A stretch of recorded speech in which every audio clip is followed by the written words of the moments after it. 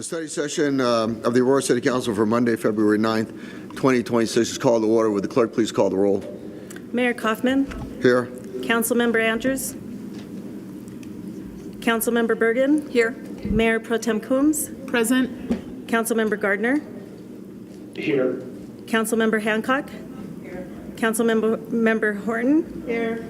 Councilmember Jackson. Here. Councilmember Lawson. Here. Councilmember Medina. Here. And Councilmember Wells. Here. Okay, Mayor's update. I just want to state how important I think it is for members to make the regular meetings. And if you cannot make a regular meeting, and I can't, virtual or in person is the same. If you cannot make it, I want you to contact me in advance and let me know why. And you know, your mayor's not missed. I've been here for about 6 years and I've not missed a meeting. And I regard them as very important. And so first, let me just say,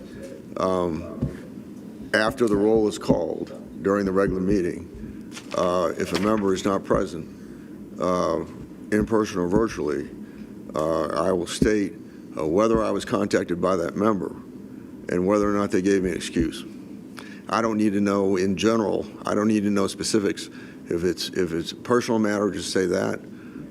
If it's job related, or it's just a conflict. But the fact is, I want to be told in advance, and if not, I'll state that for the record.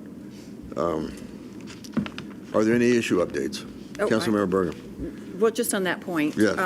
I have been here for over 10 years and have very rarely missed a council meeting.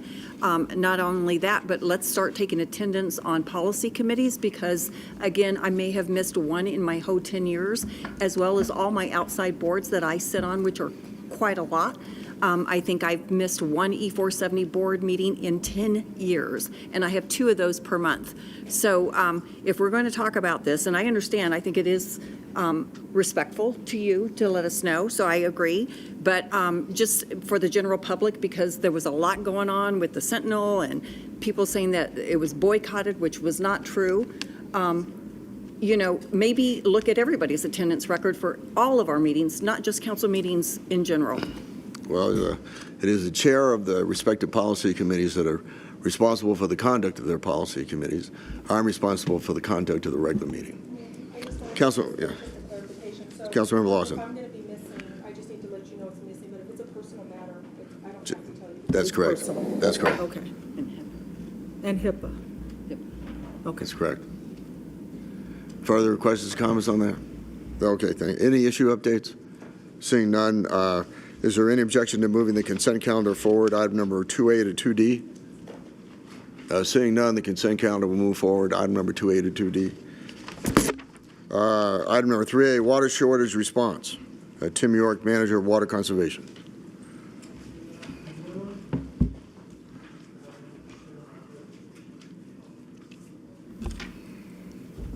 This is just for the online, so you're going to need to speak up. So they can Okay, get in here. wonderful.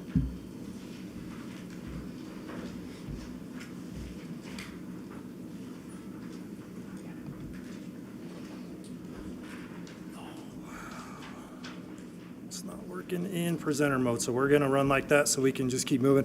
Thanks for having me. My name is Tim York. I'm the Manager of Water Conservation. We are the demand side of the Water Supply and Demand Group.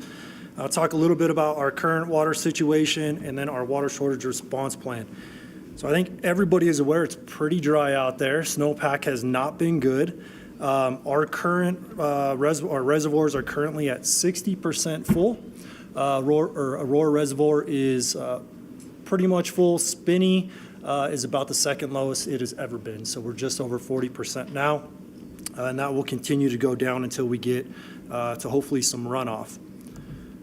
To put that into perspective, this is a historical look at our reservoir contents over time with different years. We are currently 2025. Oh, I got to stay over here. We are at the red line on the left.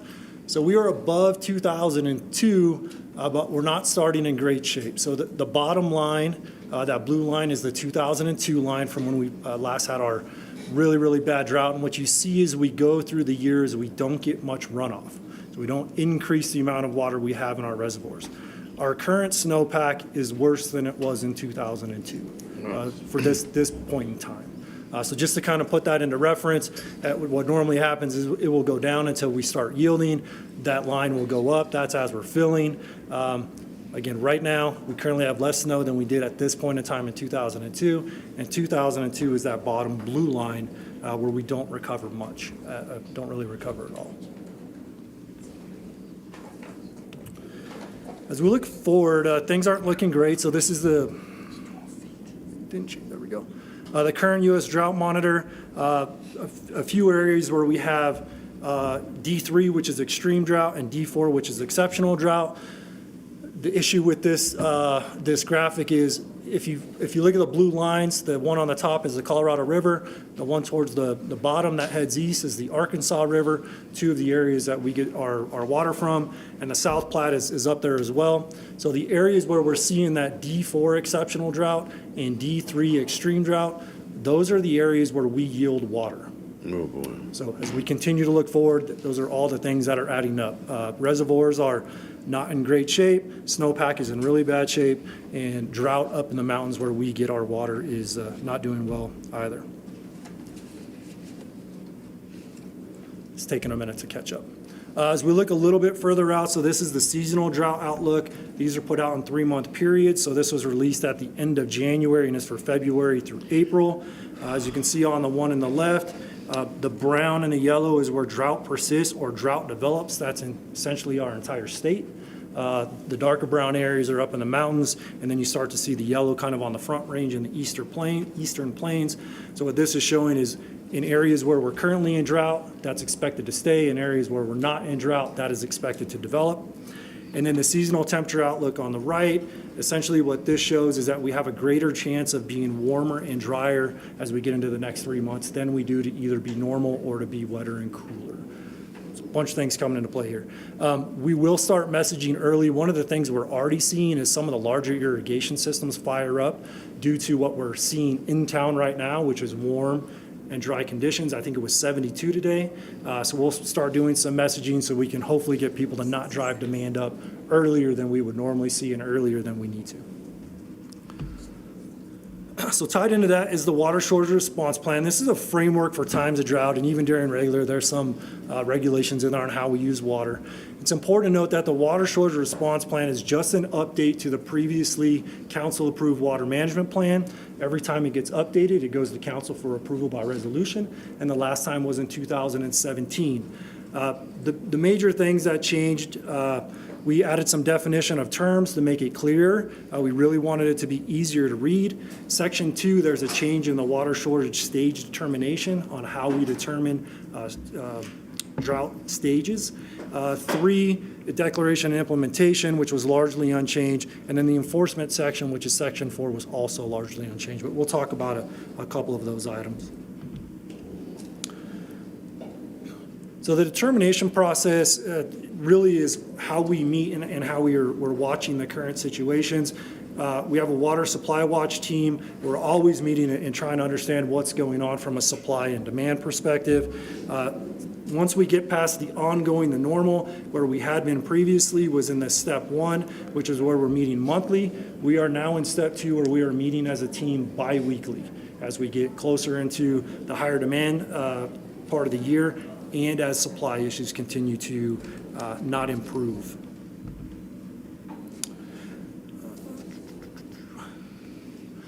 So the change in methodology in the water management plan that is currently approved strictly looked at surface storage. When we did the integrated water master plan update a couple years ago, there was a new methodology that was built for that plan on how we get into drought stages. So we wanted to make sure that we were being consistent amongst our plans. So now the water shortage response plan methodology matches what is in the integrated water master plan, and it takes into a couple new things, our renewable supplies. It still has our surface reservoir storage and also an emergency reserve. What comes out of that formula to help guide us is where we will end up based on the months of supply we have in storage.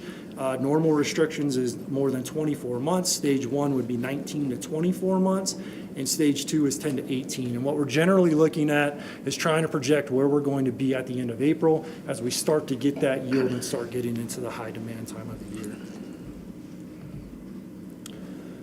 The impacts, and there'll be on the next slide a chart that goes into all of the different things that come into effect with each one of the stages. The biggest impact to customers is the watering restrictions and how many times per week we can water. So when we get into Stage 1, it reduces from 3 days per week allowed to 2 days per week allowed.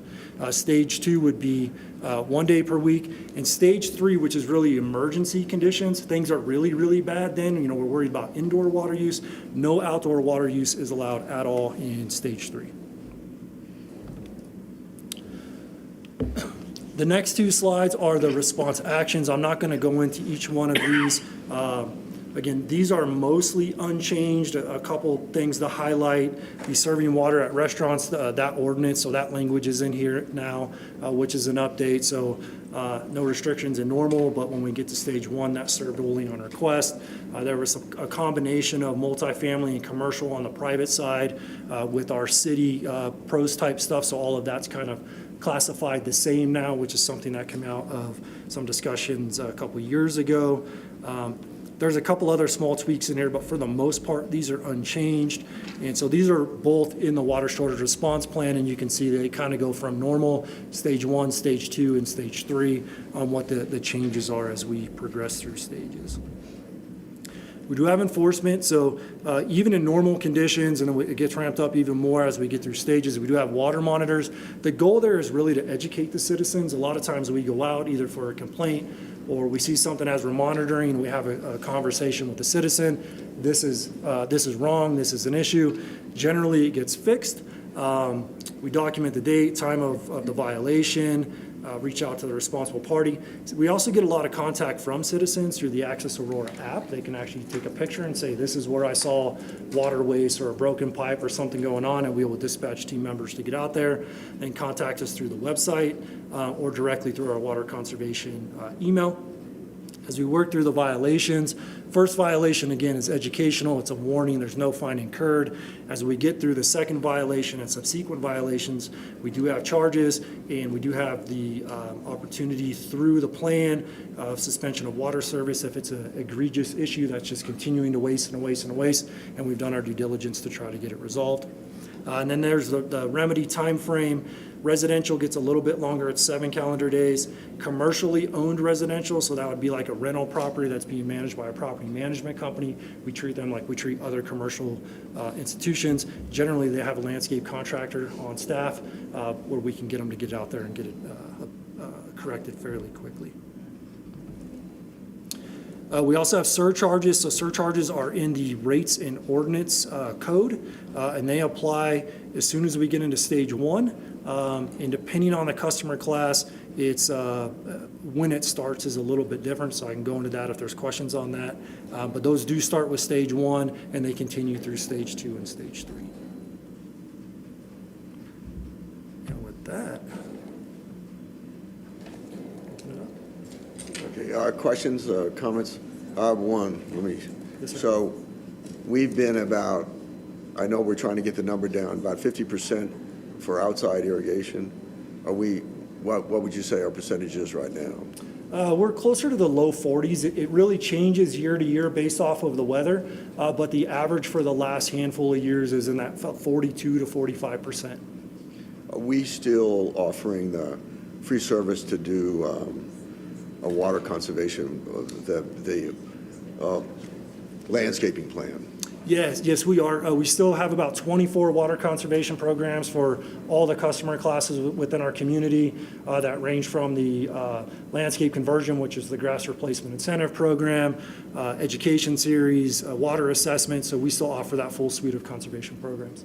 Okay, I wonder if you can send that to us so we can put it on our social media platforms. So, yeah, Mayor, as you heard from Tim, obviously we're monitoring our snowpack very closely. We are going to be messaging loudly and clearly about monitoring your water use, and so if you can help us push that message out as well as the our Xeriscape consulting and the other work we can do, we'll be happy to get that to you, and you can help us push all of that messaging out. Just real quick, Mayor, while we're here, just to put a finer point on it, and I know Tim touched on this, we're not asking you all to declare all we're doing today is updating the plan, giving you a little update. Things are dry. We're not there yet, but just sort of this is to update the plan so that when we make that formal decision here in a couple of months, we're implementing, if we have to, we're implementing the most up-to-date plan. Well, when do you think we'll know? It's a good question. March and April are our biggest snow months. We do need them to be very, very big snow months to kind of rebound us.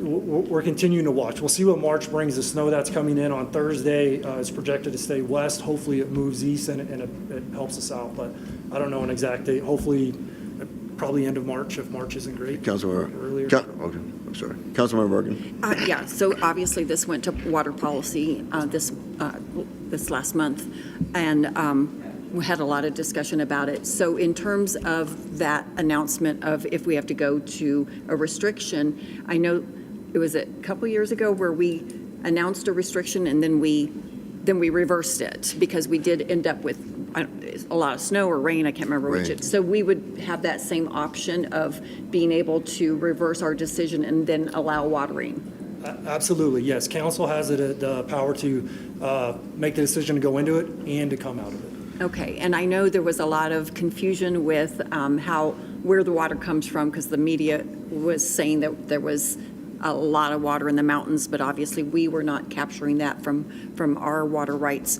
I will say that I thank you for making the adjustments You're very welcome. that I noticed on car washing and the swimming pool not allowed.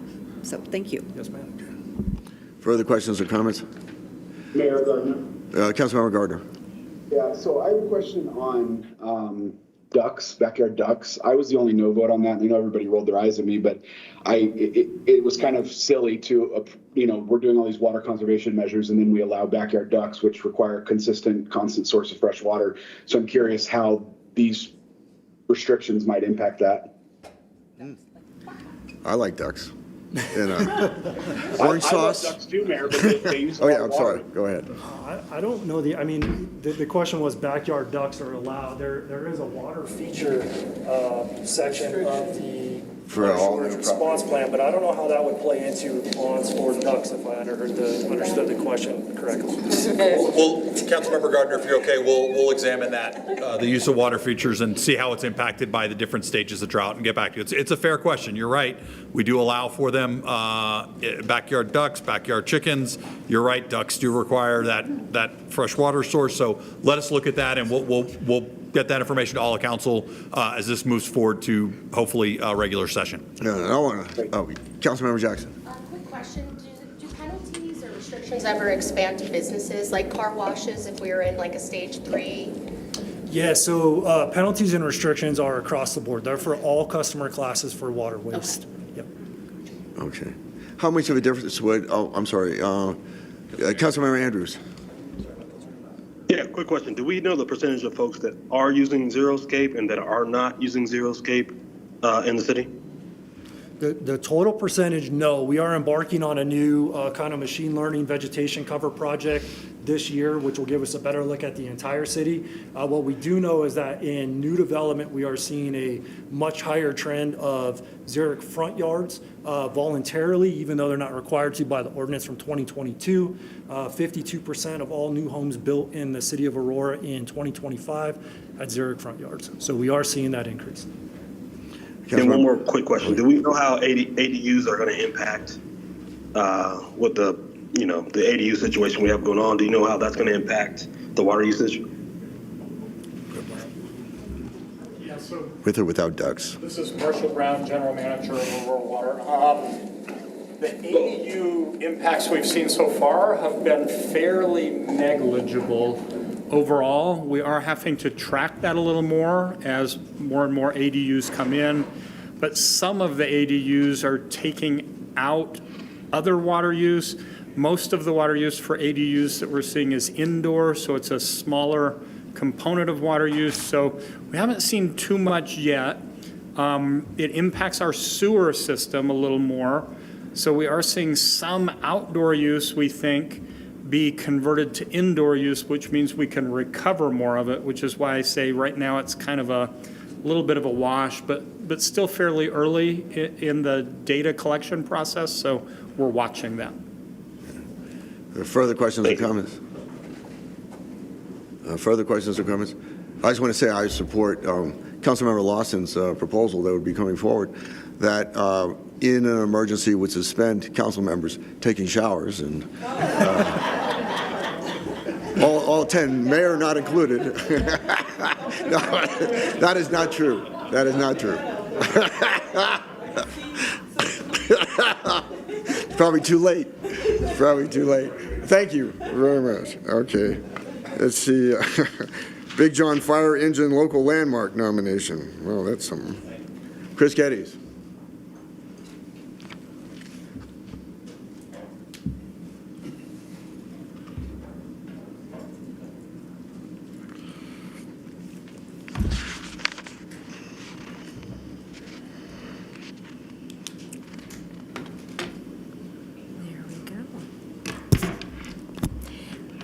Thank you all for having me. My name is Chris Geddes. I'm the Historic Preservation Specialist for the city, and we have a local landmark nomination. You've all gotten all the information about it. Just wanted to present to you today. Big John is being nominated under 2 different criteria. It's eligible under Criterion 1 for its lasting contributions to the fire heritage of Aurora. It is a tangible link to some early fire history here in Aurora. The fire engine dates to 1955 and actually still has its original engine inside.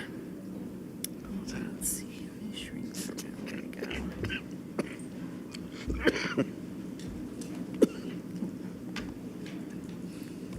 Okay. This is just a picture of Big John in action along Colfax. There was a fire in March of 1958 at Richard's Toys and Hobby. Some of you, I know, I have Mike Ackman with me, who's a retired firefighter, and on the Historic Preservation Commission here with me. And, you know, many people remember when this happened. It's also eligible under Criterion 3, which is, it was innovative at the time it was built and brought here to Aurora. It had a lot of the newest technology on it, including the hose. There's a roto-ray, which is a rotating light that was very new at the time. There's hard suction hoses and soft suction hoses, gauges. It's a double clutch engine, and so it is really hard to drive. Not many people are trained on being able to drive this. Yes. Also tying into Criterion 1 is Big John is still used, so it's in parades, Santa, you know, when we do the tree lighting here at the Great Lawn, we see Santa arrive on Big John. It's also used for firefighter funerals. The space in the back can hold a casket. And so this is a very beloved landmark within the city. It travels to different firehouses depending on who has space for it. So it was at 13's in Councilwoman Birkin's district. Now it is in Fire Station 16 in Councilwoman Wiles's district. So the HPC reviewed and unanimously approved this at our meeting way back in October of 2025. With some canceled PR Plus meetings, we finally got to present to that group on January 13th. And so I'm here now to present this to you before it goes to final City Council on February 23rd. But Mike is here as well to answer questions if you have any. Questions or comments? Seeing none, is there any objection to moving it forward? Great. Thanks, Chris. Thank you. Appreciate it.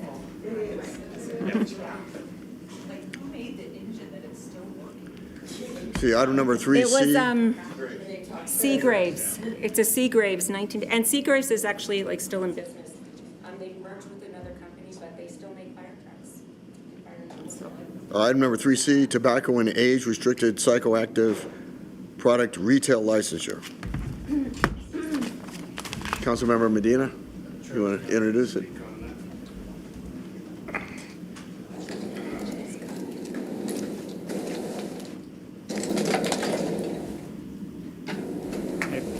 Thank you, Mayor and council members. Trevor Vaughn, Manager of Licensing, for those that haven't met me before. And this is a proposal for a retail licensing ordinance. As soon as I can get it to forward for me. Okay. The proposal, the primary purpose is to reduce youth access. However, there are some secondary purposes to this, which I'll cover. I know that the advocates for this ordinance had reached out to a number of you, kind of giving the reasons for it. Here's just kind of a slide with a synopsis of the reasons why that they believe this is necessary.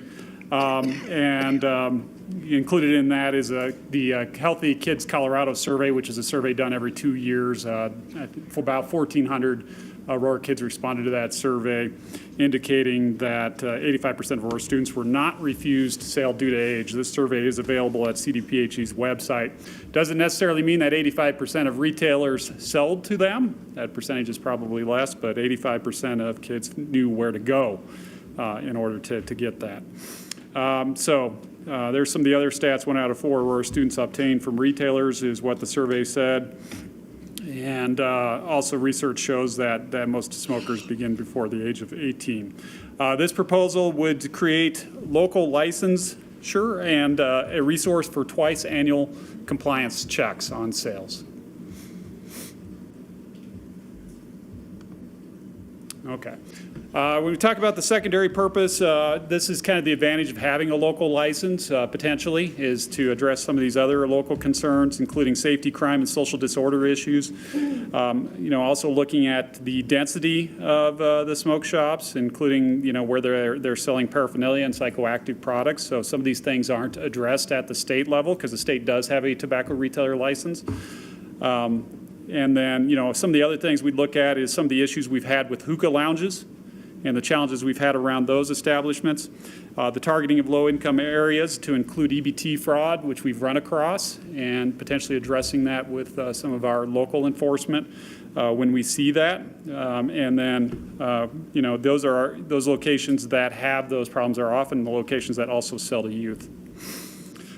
So some keynotes in here: no flavor ban, no kratom ban, and existing businesses would be grandfathered from the distance restrictions to include the ability to transfer that license to a new owner, assuming that they operate lawfully. The current framework, we have a state law that is 21 plus for tobacco, kratom, and a certain category of what we call age-restricted hemp products. These are hemp products that have kind of higher THC per serving, but not above the level where they would then be classified as marijuana. But there is a category there that's 21 plus. The state in their licensure only address tobacco, and so they only do the Liquor and Tobacco Enforcement Division really just focuses on doing compliance checks, tobacco only. And interestingly enough, even though kratom is 21 plus and these hemp products are 21 plus, they did not put them behind a licensure framework, and actually they put them in different departments. The kratom is regulated under CDPHE. Kratom's done by the AG's office. As a result, the resources for doing compliance checks really aren't there. The AG's, I know, has added some, but it's going to be very, very, I think, very limited as far as what they're able to check. And in some cases, I think you could argue that kratom is probably worse than the tobacco products. Also paraphernalia is not addressed, and when you're talking about that potentially going to kids as well. Other cities do have a local tobacco licensure ordinance. Denver, Broomfield, some examples there. And then ours is a little bit unique in that trying to address these products more holistically, and some of the other areas that we're looking at with regards to crime and social disorder and hookah lounges in this proposal. The difference also with the Aurora proposal is it being more aggressive with the penalty schedule. We'll go into that, what that looks like. The combined license that I mentioned, and then Also enforcing compliance with the psychoactive paraphernalia ordinance that was passed last year, just adding another tool, where if they're going to sell those products that council voted to make sure were prohibited within the city, that they could also potentially lose this license as a consequence of that. So just adds another civil enforcement tool. And then enforcement of paraphernalia as well to make sure that it remains to 21 plus. And what I call copyright infringing products. We are seeing this pretty widespread. There was initial debate about how much this is. The industry didn't believe me. I've seen this in probably at least a dozen or more shops where these products, you see Sesame Street, Hello Kitty, Pikachu, and these products, I know there's no way these manufacturers or these owners of this intellectual property licensed it for this use, to have these products appeal to youth. So part of what's interesting is I thought this might be controversial in telling these places to remove these products. Actually, the industry has fully endorsed this provision without concern. So that would be one thing that we would address in there as well. Additional operational standards, I say similar to liquor. Liquor's got a standard in it that calls conduct of the establishment, which is behavior that's behavior or activity offensive to the citizens of the neighborhood in which it operates or the area, and applying that standard to tobacco. And some of the thinking behind that is if you have this privilege for this product, what's a regulated product, using this as a lever to kind of keep those operations cleaner. But there's also been some research coming out of Los Angeles that talked about particularly vape store outlets actually had a correlation to crime very similar to liquor stores, which was kind of interesting. And it did come down to, the psychoactive products, some of the loitering, some of the behavior around them. So there's an opportunity here to maybe use this license as a way to encourage good behavior.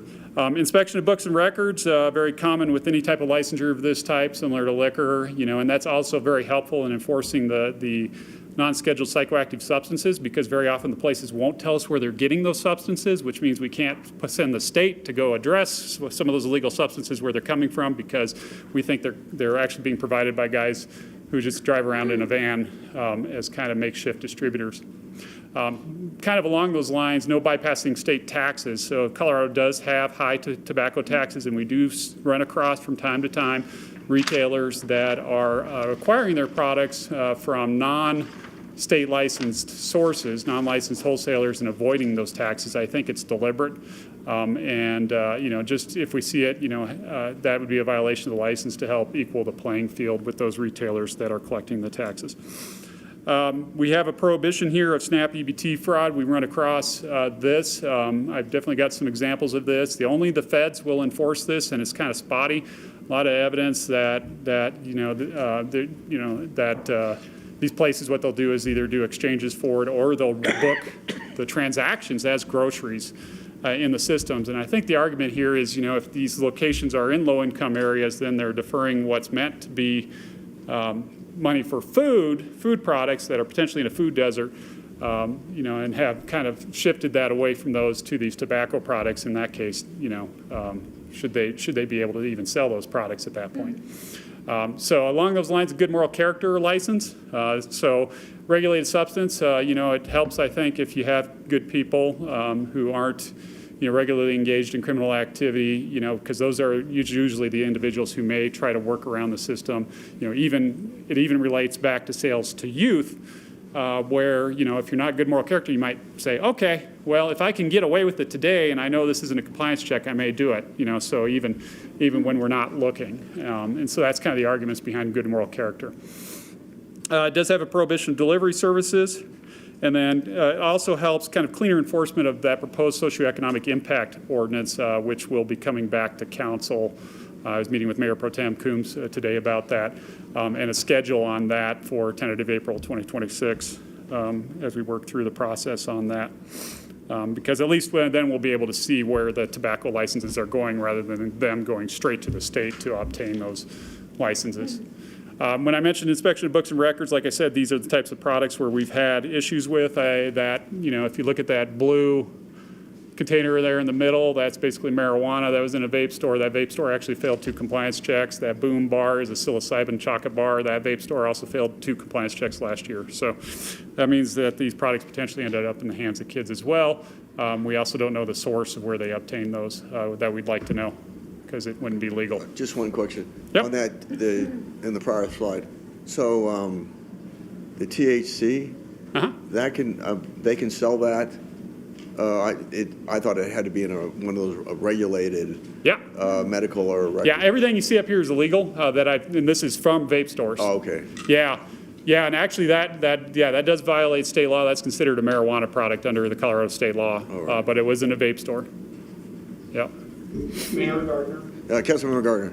are we doing questions now or later? Because if we're doing questions now, I already have 5 or 6 based upon this presentation. What would you prefer? Do you want I'd to probably just wrap up and then. Okay. If that's okay. Trevor will wrap up, and then I'll go to you for questions.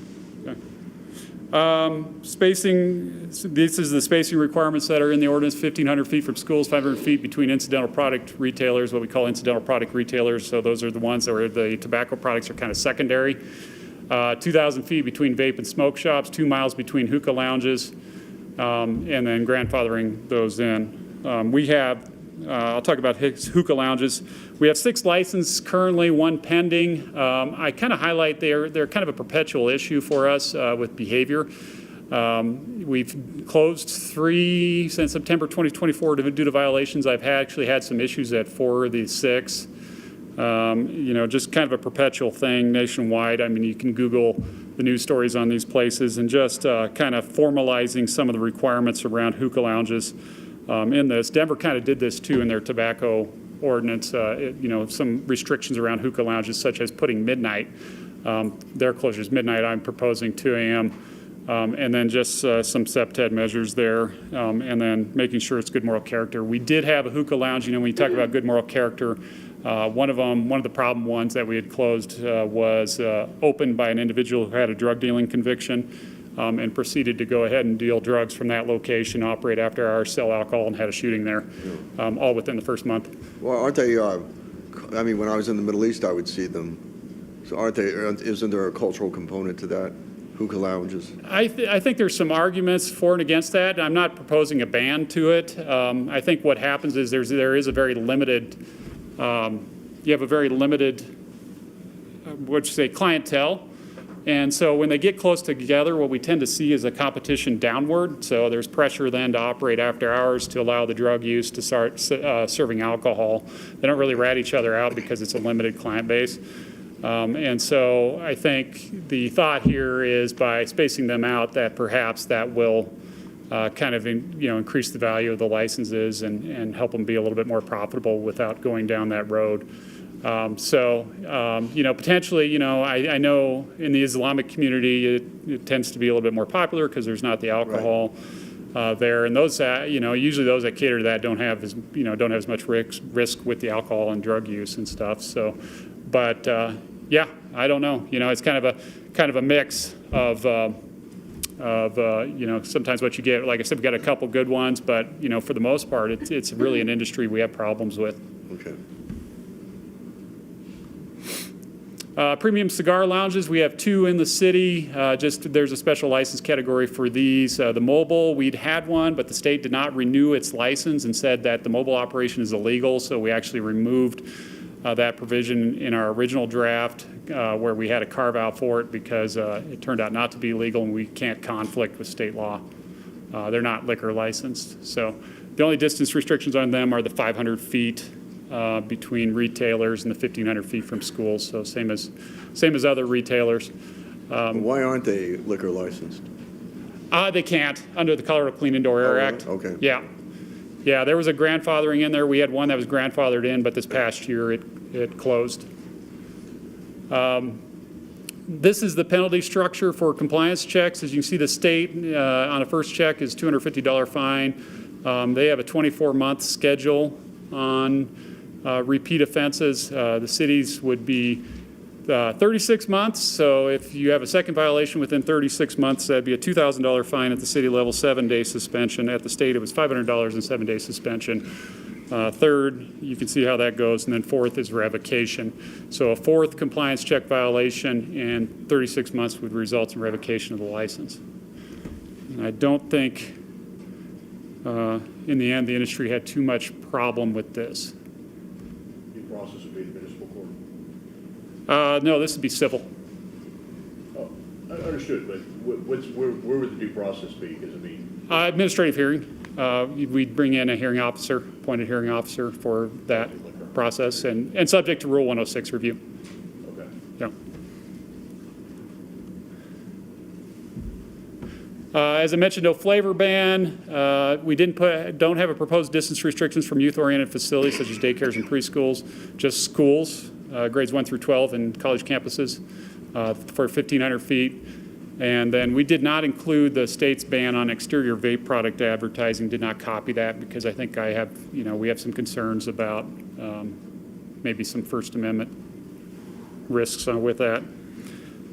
Implementation, we have approximately 335 retailers, 272 are incidental product retailers, 55 smoke shops, there you can see the 6 hookah. $500 licensing fee, which would go to fund the addition of a supervisor, FTE, and licensing. The $500 license fee generates about $170,000, which is the cost of that FTE. I put in another $30,000 estimated revenue for fines. That's kind of based on last year the state had 38 compliance check failures in Aurora. So just being realistic that there will be probably likely some revenue from the compliance checks and using that to offset the fee costs. And that'll go to fund any other administrative costs of the programs and salaries for the minor compliance agents. And also, I didn't build in, I didn't recognize any revenue from a license application fee. So there's potentially some to tap into there if we get more compliance. So changes from the management finance version, just kind of highlighting those. I know we had one retailer, the only issue that retailer had, and this was a big issue from industry, was that discount rewards program prohibition. The sponsors agreed to eliminate that provision, so that is out of this ordinance proposal. We did some clarifications on various sections. One of the things we heard too is we had a distance exemption carve out for large grocery stores and premium cigar lounges. We heard that was unfair and discriminatory, so we removed that carve out. And then just some other clarifications and as adding a section that there shall be some annual reporting on the program. Additional key issues that were raised, changes that weren't incorporated, anything that kind of changed, and I went through this with the sponsors, anything that kind of would damage the intent of the ordinance. There was a request for a very specific analysis of the program, and there was some sense there that maybe that was kind of slanted in one direction. It was very detailed, so did not include that. I highlighted this section because I'm going to address that in the next slide. And there was request to remove restrictions that persons involved. We have a restriction in here that persons involved with sales must be at least 21 years of age. And we did not take that out. Some of the industry wanted that, maybe even a family exemption. But I think there's, in talking with the sponsors, that there's a risk that, they're more likely to sell or steal those products that we've seen if they're under 21 years of age. And so this actually is a section I recommend that we change. In talking with industry, this proposal was in here about the products, and turns out if you read into this and that section about products in a form that's illegal under federal law, this basically does become a flavor ban. The federal government has only authorized, the FDA has only authorized 39 products, and a couple menthol are in there. So there's a lot of concerns about this. I think the biggest problem, there may be good reason to look at that. I'm not saying there isn't, but in our communications, we told retailers there wasn't a large product ban or flavor ban. So at least in this phase, if we want to talk about those products, we may want to re-communicate and re-engage with retailers. But at this phase, I would recommend deleting federal from this section so that it doesn't interpret, and I did find out that is basically what this would mean, would be limiting it to those 39 products, which would have a huge impact on the businesses at this point. So this would come out of this section and in the definition of inspections. Just making that edit would be one I'd recommend. So that gets through my presentation. And Councilmember Gardner. Yeah, thanks, Mayor. There's a lot here, and I'm not quite sure the best place to start. I guess I'll start with a couple of questions that I have for you, Trevor, based upon your presentation that frankly is right up there with the 1950s film Reefer Madness. Pretty disappointing.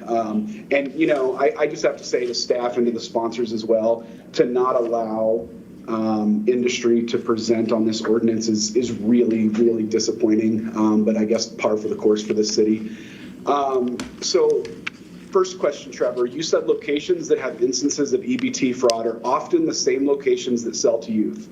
That was a quote from your presentation. Can you show us that? Can you demonstrate that?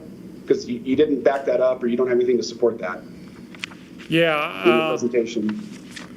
Yeah, and I think, thanks for pointing that out. To broaden that out a little bit, places that, maybe to clarify a little bit, places that we've seen with repeated compliance check violations, okay, are the same places that we see with other violations.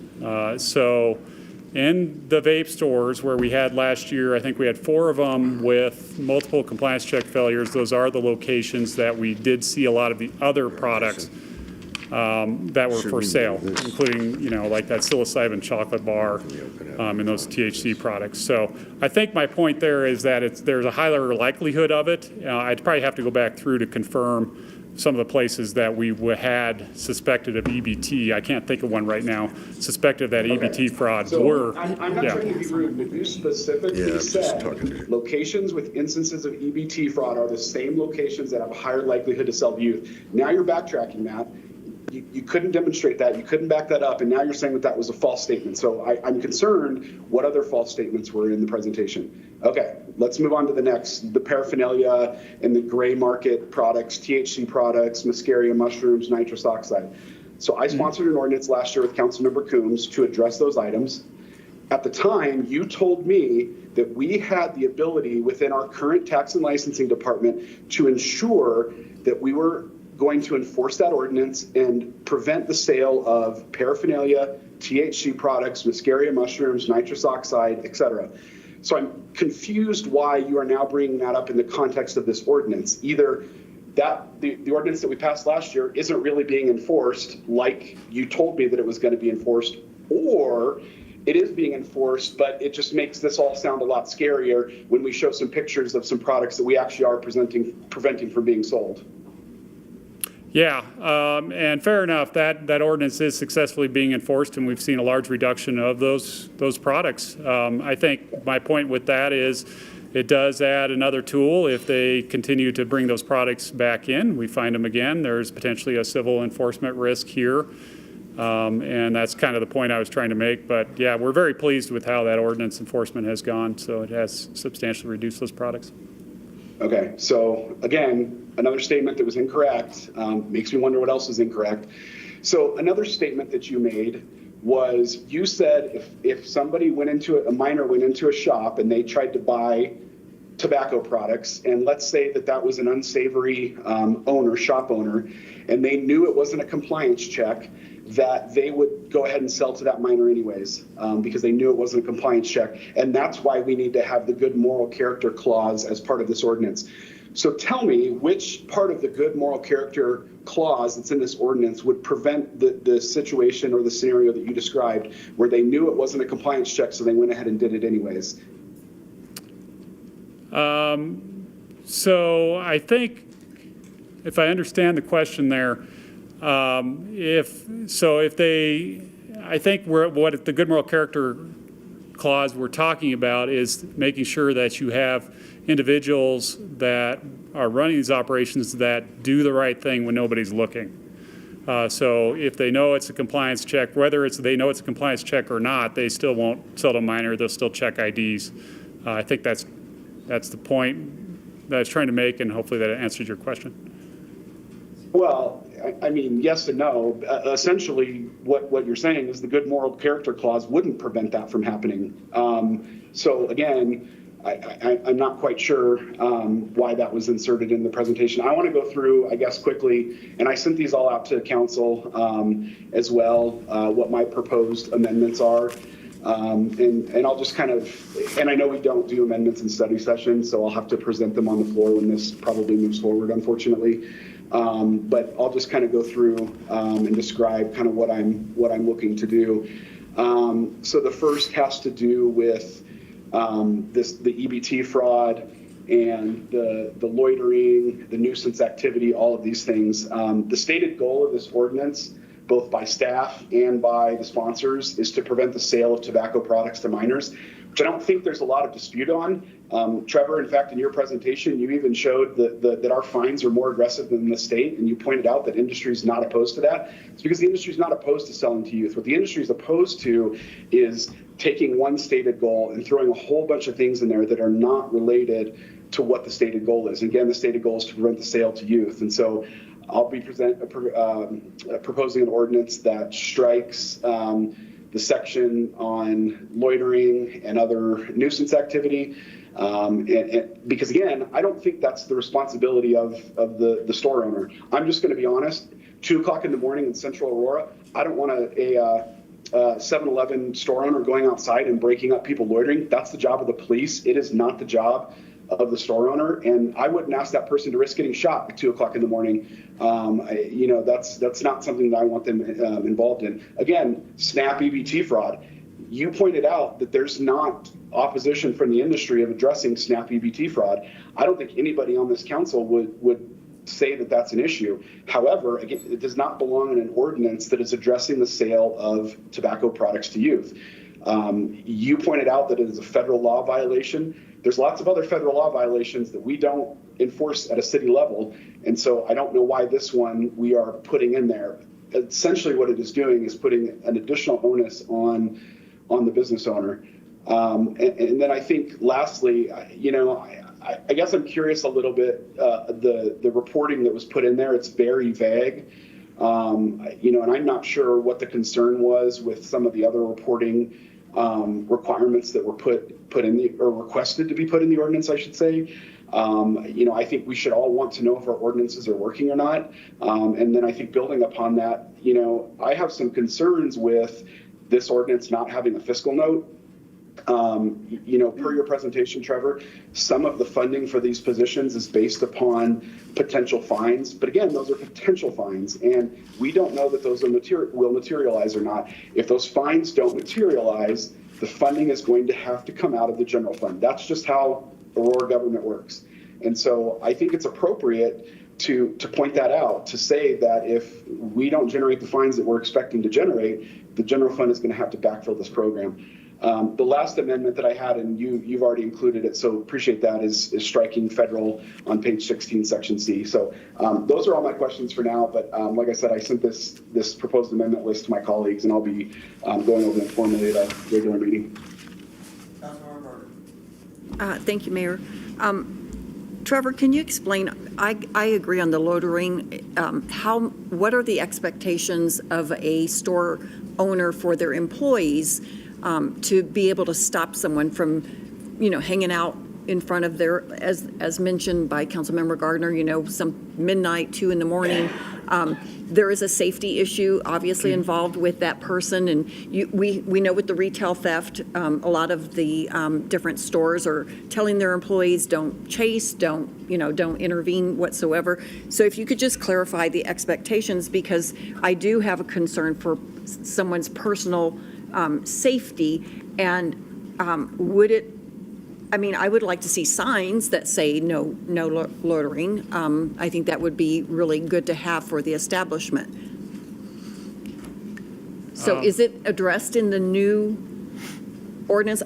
And I'll tell you what, just real quick, I have about 1 million pages that we had to go through because this was very complicated. A lot. Yeah, so I put up the page here, and obviously very good concerns. We do not want the bad things happening to the clerks or conflicts with that. I think, may help to provide examples of what kind of we see and what we're talking about. And I think most retailers are very good about this because it's kind of that, how would you run the business? You wouldn't have a lot of drug use and loitering and prostitution activity in there. We do have locations where it's clear it's, at least ignored, if not tolerated, and if not participated in. And the question is, what we did here was we changed that section B with some of those comments, talking about the pattern of loitering and kind of what kind of loitering we're talking about, first of all. And so if you got, if your location, and I think we have one that's like this, that's failed compliance checks, where there are, kids hanging out around that outlet, so what are they kind of doing to stop that behavior? And so that's why we added subsection 5 here, talking about, what's the good faith actions, severity, nature, kind of that offset to that. And so what they're doing is what we kind of expect is, maybe they say, hey, what are you guys doing? I can't have you loitering here. I'm going to call the police. Okay. And then calling the police. So some of what we see is loitering where we've told businesses, hey, if they're loitering here, they're using drugs, call the police. Put a camera on that section, fix the lighting, do some other SEPTED adjustments. That's kind of what we're talking about. And we do have some resistance about this. And this is just another tool because it's successful with liquor. We already use that as a lever with the good, with the conduct, but also adding this to tobacco. Okay, so if they do some of these things, the lighting, the cameras, whatnot, but I guess the question is, you're determining whether they are actually, telling people to leave. How are you able to determine really what their efforts have been? And then so are you just, if they have not met your standard, which is kind of vague, of what they have to do to try to get that to not happen around their establishment, then the penalty could be that they lose their license, correct? Could be, and so it's a place. It's kind of strict liability, saying this place is generating a lot of neighborhood complaints. It's where everybody's going out, hanging out, doing drugs. What we do is pull calls for service. Did the business? What's the business doing? Are they calling it in? Okay, what so do we do when we observe it? Because we'll go out and observe it. And I've seen where there's a guy sitting in front of the gas pump, for hours, potentially dealing drugs, and they don't do anything. Don't yell at them through a speaker, nothing. Don't call it in. Right. So if they make calls for service, but we can't respond because we're busy with other calls. Yep. Then that's good. Yeah, that would be a good good effort, right? A good effort. Because they've done something, and it's like we're calling. And police weren't able to respond, but then that gets a record there. And I also forgot to mention, this is also something that we talk with PAR a lot about, and police, about but these activities. Isn't it the city's responsibility to stop that behavior? Well, it's kind of a, there's a bit of a partnership because the other alternative is, you station a police, if you can't have a police officer there the entire time. Right. So what's the business kind of doing to change the atmosphere of it, the norms and behavior? So it goes back to crime prevention through environmental design. What we talk about norms and behavior to lessen the fear, lessen crime and lessen the fear of crime, which is very successful. So what are they doing as far as the behavioral norms at their location? And so what we're focusing in on are those locations that have the poor behavior norms. And saying, what are you doing to correct that? Okay, and then just, I don't know if everybody read, there was a gentleman that sent us a email about his particular establishment and how much he invested his life savings into, and so forth. So he had concerns, and he one of the recommendations he made was a point of sale system that would help with mandating the use of age verification. So do we see that in any of our establishments that they have this software?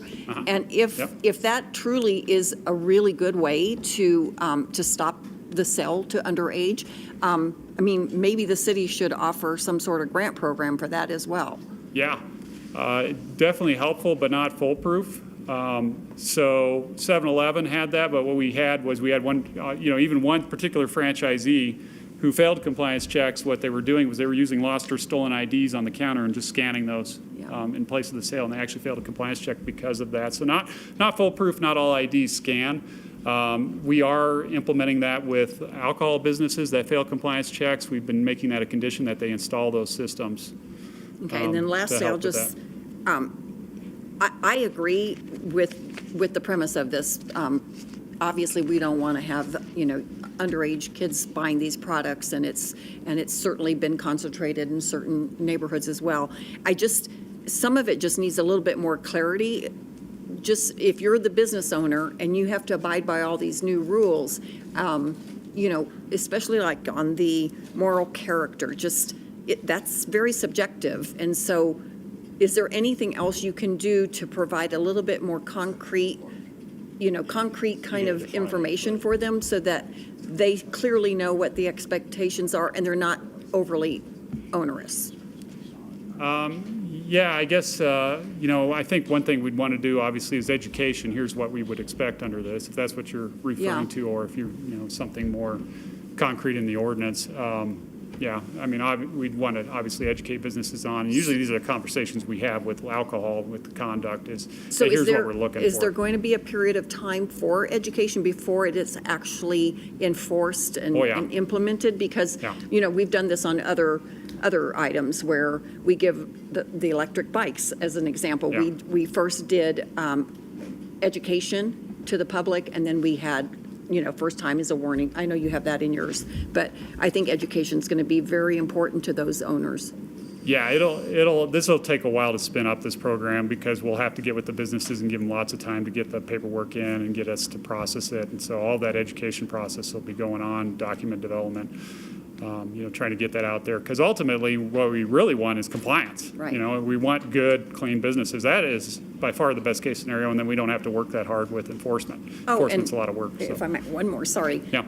I know you and I have spoken about this before, but in terms of, because I asked you the question before about why can't we under current code enforce these laws? Like, why can't you shut them down? For example, if they're operating in this way, why can't you just shut them down with current code? Well, we don't have behind a licensure framework, so there's nothing to take, nothing for them to lose. And then, so the only violation would be a criminal violation to county. Maybe municipal as well. I'd have to look at Chapter 94. So you're just citing the clerk, not the owner. And it's clear from where I'm looking at, when I went through the compliance check failures, this is a management issue, particularly with the ones that fail more than once, and the chains that fail a lot. You can definitely see some management trends that you can relate back. Like I talked about, if they're violating SNAP, if they're not a good moral character, there's, potential other management issues that are usually around the places that So our violate police multiple ways. can't shut them down? No. It has to go to county court, and I think you said it could take It would be, 2 then you're years? ticketing the clerk. Yep. Okay, thank You're you. not taking anything away. So just on the items noted, because I'm very supportive of us addressing these issues as quickly as we can. So the specificity of good moral character violations, like what would be the reasons why we would deny good moral character, can that be, or on the basis of good moral character, can that be built in? And then also the specificity of kind of due diligence related to nuisance issues. As kind of a middle ground, because I understand, from Councilmember Gardner, the just don't have these in here at all. Can there be kind of some work done between now and coming to the floor to just specify some more of those things that need specifying? I guess that's a question to the sponsors. No, I'm certainly open to that. And also, are you finished? Eric, can I speak? Oh, please, Councilman. So yeah, a couple of these things, Councilmember Gardner, I'm amendable to your Amendment 3 if you want to add some of that verbiage in there to make more clear that, the clerk isn't specifically responsible. But like anything, having been in kind of that position of management, you were also responsible for what goes on the outside of your facilities. Like I worked in rec. We had a lot of issues that were going outside. That's also part of my issue is that who's responsible for that? If we're going to wait for something major to happen, then we're going to come in after the fact. I don't much care for that. Usually it's whoever's in charge of that building. I take responsibility for what happens outside as well, because if I'm creating the environment, then, and I'm not doing anything to mitigate that in any shape, way, then I feel it's on my watch as well. But I can amend to that. And then same with being the responsible fiscally. I have no problems with, to add the amendment with 5 to make sure that we're doing it and we're not charging it to the city budget. So those things I'm willing to work on, and certainly if there's some pieces here, my thing is to, move it forward, and, if we can do as minimal as possible so I can get this moving. Is there any objection to moving it forward? Oh, just one more. Councilmember. What about the SNAP? Oh, sorry. No, are we removing the whole SNAP part? Because it just, there's a lot in here trying to address one issue with the youth. I mean, is that still staying in here, the EBT SNAP part? Yeah, it's still in the version that you have, yeah. And I guess some of the business owners wanted that they said that was going to be under a different code, like food. I forget what it was under. I think the argument is that it already violates federal law, but the point of having it in there is we sometimes see it, we could address it. Councilmember Hancock. Okay, well, And to that point, thank you for bringing that up, is that since it is a federal issue with SNAP and with food, I don't want to muddy the waters by having that in there. I think it's problematic. People are going to figure out a way to get around it. And I think since it is a federal issue, we should leave that to the federal government. Our intention is to keep these products away from kids. One of the problematic businesses are in my ward, and there was a whole incident outside, to Councilmember Medina's point, where someone was shot. And so the person inside felt like, well, they're outside, so it's not my bad. Well, yeah, it is, because they were in your shop and then they went outside and then a whole incident occurred. We have the trespassing ban or trespassing ordinance that retailers can use to help protect them as well. I think this is a good way to strengthen that so that owners who are inside businesses, who are conducting businesses, are also aware of what's going on outside their business. With regards to education, I think, as to Trevor's point, there's going to be a runway to help retailers understand this is what's coming, so we need you to help us help you, because at the end of the day, we're trying to protect youth. Now, kids, we were all kids. We did what we wanted to do. But when my daughter was 12, and she looked 12, she went into several establishments and bought cigarettes. So, we want to help these retailers be responsible. And it's like when your mom says, this is why we can't have nice things. We have some people who routinely violate this and put our kids at risk. So sadly, this is a broad-based thing that makes everybody, or incentivizes everyone to comply. And that's really what we want at the end of the day. And I'm okay to some of these language changes that you want to do, Councilmember Gardner. Yeah, just one more point on if it's a corporate-owned store, a grocery store, and they have a policy that their employees are not to engage at all, so then they're going to get dinged because the employee didn't run out and tell people to leave. I mean, how do you handle that? Because they can't go against their corporate policy or they get fired. Yeah. The question is then, what are you doing, besides that? And I point that out is because I do get a couple different responses from one major chain on how they address it. Mm-hmm. That's like, we want to make sure that behavior is not happening in our location. The other one, some franchisees are better than the others. So, I think it's kind of what's kind of your business. It is an element of strict reliability. What's your business and what's your impact on the community? Right, but you're not answering my question. My question is, if they have a corporate policy that says to the employees, you are not to chase, you are not to go outside, you are not to do any of this engagement, then do you just shut down that establishment based on their corporate policy of not having, because, what is our liability? The clerk runs outside and gets shot. Yeah. What is our liability? Not alone. So like we talked about with some of these businesses, are you going to put in a speaker out there? Are you going to hire security? Or are you going to just, look through cameras and call police, to try to address that? So I guess my some point alternatives is to address that's what needs to be clarified better. Okay, I'm going to go to Councilmember Andrews, Councilmember Gardner, then Councilmember Horton, and then I'm gonna get a sense of the council to move it forward. You've got 2 weeks where you can work with the sponsor on amendments on the floor. Councilmember Andrews. Yep, thank you, Mayor. Had a quick question. So have we looked at the folks that are problematic in these places that are problematic instead of, putting too much legislation on things and see if there are hotspots or not and whether APD is patrolling these folks and if we need to do more in these places? Yeah, well, APD does look at the hotspots. I think part of that is we work with them too, because sometimes what'll come our way is these locations and what's going on at the location, and help with the location that may be having a lot of this activity around it. So it's then going back to those place-based factors that aren't necessarily just trying to arrest their way out of it. Are there other solutions there? Yeah, I don't think we want to arrest our way out of it. I'm just asking, do you have specific data around the folks that are problematic, and does APD consider them hotspots? Yeah, certainly some of these locations are high in hotspot areas. I don't know if that answers your question. Councilmember Gardner. Okay, I'm sorry.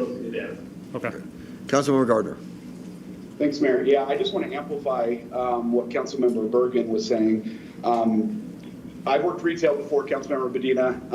Yeah, it's my responsibility to know what's going on outside of my store, but it is not my responsibility to be a law enforcement officer. And I think it is awful if we are expecting these folks to enforce the law, or, the suggestion was made by staff to install speakers, and are we going to pay for those speakers? Like, this is insane. It is the police's job to enforce the law. If they see this, then they can call the police, but it is not their job to go outside and chase people off their property whatsoever. Okay. Okay, Councilmember Horton. Thanks, Mayor. Regarding going back to SNAP and EBT, before it's considered removal from this ordinance, I would like more information around how prolific and any numbers that you all have that can be provided. Because yes, there can be an argument made that this should be a federal problem. Also, if this is a nuisance that is dramatically impacting various communities across Aurora, it needs to be addressed.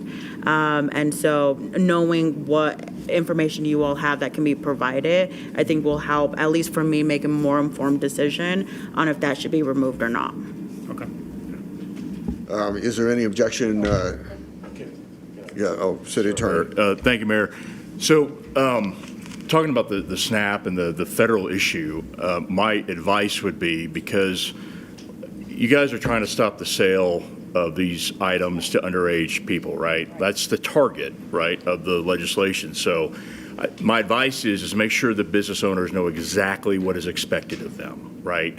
So if we have SNAP and TANF or whatever violations, I would advise that you would need to have an actual violation of by the federal government saying that they violated the SNAP. We're not in a position as a local government to go in and say, oh, that person shouldn't be using their SNAP on, or that item on that product, because we don't know, right? We're not in that enforcement arm. So my best advice is, you guys work with Trevor and get through, is make sure you have concrete, objective standards, right, for your business owners, or we may be fighting this ordinance in court. And I think Councilmember Horton. Yeah, but not only if you want to issue a permit, but then if you're going to take the steps to remove or take away that permit, there's got to be due process built in. And that's what one of the questions I asked Trevor, and that was fine. You can have an administrative hearing, but some of the concerns that I've had just looking through the ordinance is a lot of the subjectivity of whatever the hearing officer thinks. And I think you really want to make sure you're focused on your business, right, and make sure they understand what is expected. Okay. Is there any objection to moving item number 3C forward? Okay, item number 3. Very well. Okay. Councilmember Gardner objects. Item number C3 will move forward. Item number 3D, federal, state, and intergovernmental relations update. Liz Rogers.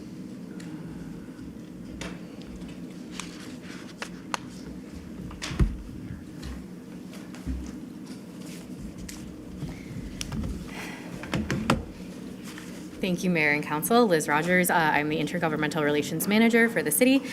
So the Pfizer Committee met on Thursday, February 5th, and took an amend position on 2 bills, Senate Bill 26-70, Ban Government Access Historical Location Info Database, and House Bill 26-1001, Housing Developments on Qualifying Properties. So if there are no questions on those 2 bills, I would like to move forward with a request for the Borough Council to vote for a position on legislation House Bill 1037, Ban Government Purchase of Personal Data from Third Party. Questions or comments?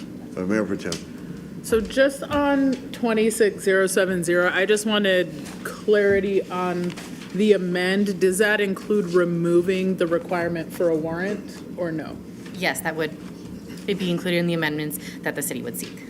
Further discussion? Mayor. Oh, Mayor Pro Tem. Just, I would propose leaving the rest of the amend, but amending out a requirement for a warrant, just on Fourth Amendment concerns, right? That using long-term tracking of people's location data to establish probable cause for a warrant is concerning. Let me defer to the city manager and then Councilmember Burton. Oh, yeah, city attorney. No, and I would just They're all ask, the same. and I would ask if, if you guys, if council, my advice would be under the Fourth Amendment issues, make sure that you include the constitutionally accepted exceptions to the warrant requirement, right? Because there are going to be exigent circumstances, certain things that are outlined by the U.S. Supreme Court, that if a warrant is not able to be obtained, that you at least have the opportunity to use a bona fide exception recognized by the United States Supreme Court. That would be my advice. Mayor. This one, Councilmember Bergen, then Mayor Pro Tem. Okay, so we're talking about 070s, right? 'Cause it was hard to switch from our last discussion with all my notes. So my understanding is that if the way it's written, it requires a warrant for officers to get any of this information, wouldn't that hinder their investigations to have to wait to get a warrant? To your first question, yes, that is correct. That is what's in the legislation.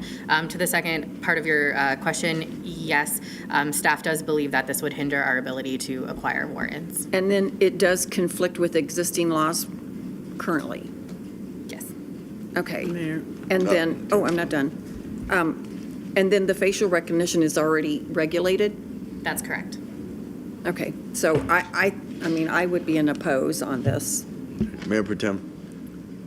So, yeah, just clarifying on the amend, there is case law prohibiting using the location data to obtain a warrant and for investigation to obtain a warrant. I'm amenable to including the exceptions that the city manager or city attorney, now you messed me up, Mayor. Now you got me calling him the city manager. I'm easily confused. Right, you guys look the same. That the city attorney noted that, right, there exist exceptions, but I don't think we should just be saying blanket, no, we shouldn't have any prohibition on using this to get a warrant when it would be prohibited by the Fourth Amendment. Like that, it seems like there's some argument for keeping the warrant provision in the event that it would violate the Fourth Amendment to do so, to get rid of to not require a warrant. So, right, there's some stuff that requires warrants. Councilmember Lawson. I'm going to go back. I don't ever remember for this SB 2607, you have me for an amend position? I thought I opposed this. No, you are an amend position on this bill, an opposed position on 1037, which we will be discussing after we discuss this bill. Okay. Further questions or comments? Okay. I have just a question on Councilmember the Bergen. amend. So when you go through the amend process, are we we're just saying we're okay with amendments, but we may not agree with all the amendments, right? So then what? That's correct. So what council is doing is allowing staff to go to the legislature and other stakeholders to push forward for amendments to change the bill to something that city staff would seek to be reasonable changes. However, there is no guarantee we would get these amendments or we would be happy with what these amendments would be at the end of the day. But this does allow staff to engage in that process. Okay, so we engage, let's say we don't get what we wanted in what we think is are reasonable amendments, then do we then get to change back to an opposed position based on what they end up doing? Yes, the Pfizer committee can recommend a change to an opposed position or a different position as would suit the committee. Okay, all right. Is there opposition to, what's the number of the bill again? 070. That moving it forward with supporting it with an amend position? Mayor. Mayor Pro Tem. Just with specifying that we don't ask to wholesale remove the requirement for warrants. That's my only objection to the amendment. I oppose. Okay. I would take a poll for the rest of council, because I think, depending whatever the majority is, would be the position of the city. So, sounds like there's 4 against the. Those in opposition? Okay, 1, 2, 3, myself included, mayor included. So I have 4 in opposition.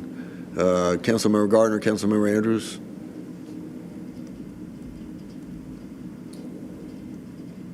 No. All those supporting Mayor Pro Tem's position? Please identify, please raise your hand. 1, 2, 3, 4. Lack of a majority, it does not move forward, as is with the Mayor Pro Tem's amendment. Move forward as an amend with the Mayor Pro Tem's. Removal of seeking that amendment. As discussed with Mayor Pro Tem. Okay, please proceed. Okay. So what I need a council vote on for today is on House Bill 1037. Details and information have been provided in the backup. This also was sent to the full council post the Pfizer meeting on February 5th. So the committee can vote on the bill position at Pfizer ended in a 3-way tie with 1 vote of oppose, 1 vote of amend, and 1 vote of support. I do want to note that Councilmember Wiles has noted she would like the amend position and has recommended some amendments for city staff to seek out. And I believe she has distributed that to the council for consideration. So that being said, staff is seeking clarification on what position the council would like to take for staff to engage in. As a reminder, the city can take 5 positions, including support, amend, oppose, monitor, and of course, no position. Can you summarize the bill real quick? Absolutely. So a summary of the bill of 1037, the bill would prohibit law enforcement and other government entities from purchasing or otherwise obtaining for anything of value certain personal data from third parties. Law enforcement and other government agencies would be also prohibited from sharing individuals' personal data between themselves. Exceptions are created for obtaining data, including after obtaining a judicial warrant, subpoena, or court order, when an individual consents to sharing their data, and in the case of an emergency involving a threat to a person's life or safety. This bill does create an additional private cause of action for an individual who has their personal data obtained or shared in violation of this bill. And this Let me law. defer to the city attorney and just ask him how this changes existing policy in Aurora. So Liz, to make sure I understand, this would be Clearview, right? Those companies out there that are harvesting data that are regularly publicly available. If you had somebody sitting there going through each profile, Yes. right? This would say you can't do that without a warrant.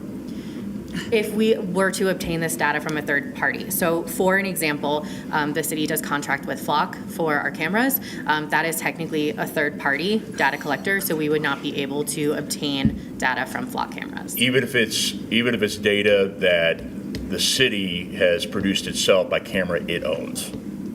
If the city owns the camera and it's the city's camera and we are not paying for to obtain that data, we can have that. But as if we contract with Flock, for example, we pay them for that data as a subscription, we would not be able to access that data. I think a lot of jurisdictions use Flock. Yeah, I think a lot do use Flock, and it does obviously result in catching criminals that are victimizing people. And did we not have a recent situation with the police that were able to apprehend a criminal using the cameras? And so now you're going to delay them being able to do their job and apprehend criminals. So I am definitely an oppose on this one. Okay. Further questions or comments? I would advocate it because we use Flock as a so if we bought the cameras, then we wouldn't be subject to the proposed legislation, but the fact that we use Flock as a third-party contractor, then we would be subject to it. So. This is, from what I remembered, as I was changing, wonder if this had changed. When I read this was really broad, enough that, I mean, again, a lot of law enforcement's against it because of how it, again, if we own the cameras and we're using Flock's technology under this draft, we wouldn't be able to look at the license plates that were open to public view as people were driving, right? But this is one of the, right. And so I think, again, you guys don't pay me for this kind of advice, but I think there are some ways to protect personal identifying information. Currently, this is going to make this technology just useless. Mayor. Councilmember Lawson. I said this at the Pfizer meeting, because I don't have a problem with the cameras. I'm fine with that because if I get kidnapped and someone could see me up on the screen saying "girl in cheetah shirt," I'm glad that I can actually be located. But it also impacts our real-time crime center that we have, and I think that we put a lot of money and a lot of value into that, and I think by just saying yes to this, I think that would totally impact that whole situation. So I definitely oppose this, like I did at the Pfizer committee meeting. Councilmember Horton. I think there's a few things that I would want to monitor as this progresses. For example, the sharing personal data from third parties. I would say that I am in support around government entities like Aurora Police Department not sharing personal data that have been received from Flock with, let's say, Immigration Customs Enforcement. And I know that there are parameters in place around those efforts, and we have seen that be violated across Colorado. And so I think in order to add some protective measures, that part of this I'm in support of, other parts I would want to monitor just for clarity purposes. Well, existing law limits a local jurisdiction's ability to communicate with ICE. Mayor Pro Tem, yeah. So Councilmember Wiles thoughtfully prepared quite a few amendments to support her amend position. So could we discuss those and see if we would support those? Please proceed. Oh, I'm sorry. Oh, Councilmember Horton. Oh, Councilmember Wiles. So they're here listed. Obviously, I compared, and I tried to find an alternative that still allowed police to do their jobs while allowing the community to feel like they're being protected a bit with their data. So you can see all the changes. Some it's very minor. Sometimes this bill was in direct violation with state law, and so I tried to change that. I think some of the most important things that I thought were important were on the transparency requirements and the oversight. I feel like adding those annual reporting and the state level audits allows for the community to feel better while still allowing the police to do their job as they need to do. It provides a level of checks and balances and transparency. And if that already exists and it's just not being shared, then great, we can add it in here that needs to be shared. But this is a new technology. We know that it provides value. We obviously, if there's a missing child, if there's a crime in progress, we want those people to have, we want APD and whoever to have the information they need to be successful. But because it's new technology and because technology is only as safe as the people using it, we need to have some of these additional transparencies and checks and balances in place to sort of accomplish both goals. And that's what I tried to do with these changes, was still let the police department do what they need to do, but also provide a balance for the community to feel safe and be able to check to ensure that state laws are being followed. Councilmember Bergen. So would the amendments still require warrants for officers? So it depends, right? So it says, I put it here, retains the same judicial pathways. So yes, they still could get warrants for it, but not when there's an exigent circumstance. So if there's an emergency circumstance, they can go do whatever they need to do, but then they need to document it after so that there is data to show, again, going back to that transparency, going back to that building the trust with the community. Yes, they went and did what they needed to do. They didn't get a warrant. And then after they, added into the transparency report or portal, whatever that could look like, that, we did this because X. So it's I was trying to find a balance, right, to make everybody as happy as they possibly City Attorney, how would can that change the existing policy? So I think there's two ways that the police department uses this technology. One is for an actual in-progress emergency, right? That there's, I think the way the bill reads, a threat to life, that's too narrow, right? It needs to be, there's case law out there for years about what is an exigent circumstance. It could be a hit and run. It could be a kidnapping. It could be a variety of things. And I think your alternative, Councilmember Wiles, does do a good job of stating, no, police, you can do this. Now, if they have a stale investigation, right, they want to go back and look from 2 months ago and say, hey, who was driving on Chambers, right? Then there could be a talk that maybe you need to have a justification to go into the data. And I think that's what we're talking about. I think you have both pathways here. And I think to Liz, this bill should be cut down to one is, what is it when it's real time, crime is occurring, and what happens when they're going back for historical data. So then amend position, that would be an amend position. Is there objection to an amend position? Seeing none, then that's the direction. Mayor, Mayor Pro Tem. just as a note, this language that Councilmember Wiles provided for this, I think captures what the intent was that I was suggesting on. Wonderful. Staff will then work off of the Councilmember Wiles document to seek amendments for this bill.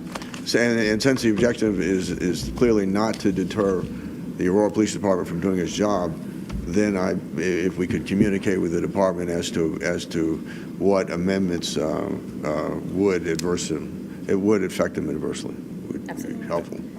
Councilmember Lawson. So I'm very skeptical about this amend position, but because of the sponsor.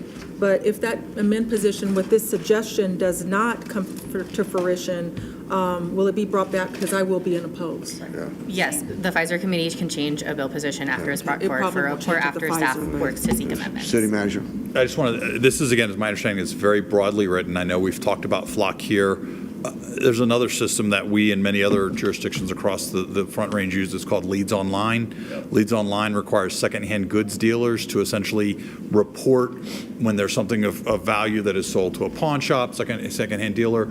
We share that information across jurisdictions, and it helps us track down stolen goods, return those to their owners, do those things. So when we understand the concerns around the potential abuses for this, but as written, this is very broad-reaching. And Councilmember, I appreciate the intent to narrow this down. We support that. We understand the concerns. We want to address them. But as written, this is very broad and would potentially remove some significant tools that law enforcement do. Generally, data sharing, communication is a good thing. We understand the concerns with some of the examples given, but I like the way you've done this we know that there's many safeguards in state law. So when we're talking about sharing information with other agencies that are also subject to those state laws, I think that's a good safeguard. I think that's a great start and a nice basis. I'm going to change my position to oppose because I think that this is significant. We have a real-time crime center. Think about the 3 little girls that left. I mean, look at what Jason said as well. I think it's important to jurisdictional. It's just important for crime, for human trafficking, for all kinds of things. So I'm going to oppose. Councilmember Bergen. I'm also changing to oppose because I'm going to stand on the side of protecting victims from crime. And I think there's too much it's too vague. Yep. And I just don't trust that they're going to really make any significant changes that will still help or still, provide law enforcement with the tools that they need. So if I had more faith in the legislature, maybe I would be for amend, but I'm going to be an oppose. Yeah, so I oppose, Mayor. Okay, very well. Councilmember Hancock. What's that? Yes. Me too, for the same reasons that she just articulated. Liz, in terms of the two amend or oppose, the bill as written is it would hurt our ability to do the work of law enforcement. Correct. And so we really, so what we're saying essentially is it would have to be amended to take the core elements out of the bill and the peripheral elements in the bill. But what is more impactful because the bill is written is difficult. So is it more impactful to oppose or is it more impactful to amend? The staff recommendation is to oppose this bill as written. However, staff will, of course, take whatever position the council decides on how to work on this legislation. Okay, I think I take a position of oppose. All those who wish to amend, please, okay. 1, 2, 3, 4, 5. All those who are opposed, 1, 2, 3, 4. Councilmember Gardner, Councilmember Andrews. Amend. In what? That's 6. Amend. And Andrews is 7. Okay. Very well. So then this passes it will on move forward. The position is to amend. The petition will be amend, and staff will seek amendments per Councilmember Wiles's documents. And Liz, real quick, Mayor, if we say amend, but they don't amend it, does We that can mean always we're? change our position on the bill. Right, so we will come back and make sure that, I got you, okay. Yeah, and we need to oppose it if it comes back wrong. Okay. And the time? Okay. Liz, real quick. Some of the land use ones, I know we can't talk about them right now, but I do have questions on a bunch of bills. Okay. Okay, I think we're out of town. okay, thank you. And they need to get, staff needs to get set up for the regular meeting. And so we're adjourned, or we'll reconvene on the floor at 6 p.m.